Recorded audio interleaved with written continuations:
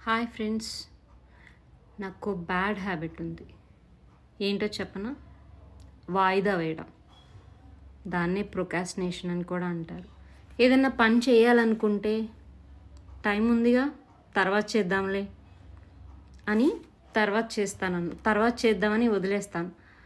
అది రేపు చేద్దాం అనుకునే లోపు ఆ టైంకి ఏదో ఒకటి వచ్చి పడిపోతుంది. సో చేయడానికి అవ్వదు.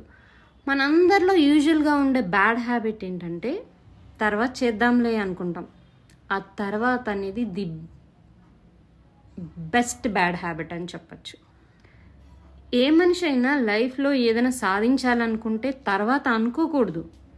అది చిన్నదైనా పెద్దదైనా దాన్ని ప్రోగ్రెసివ్గా చెయ్యాలి అంటే రోజు కంటిన్యూషన్గా చేయాలి.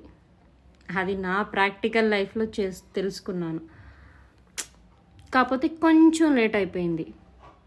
అందుకే మీరు కూడా తర్వాత చేద్దాం అని అస్సలు అనుకోవద్దు. రేపు చేయాలనుకుని ఏదైనా అనుకుంటే దాన్ని నోట్ చేసి పెట్టుకోండి, లేదా వీలుంటే ఈరోజే చేసేయండి.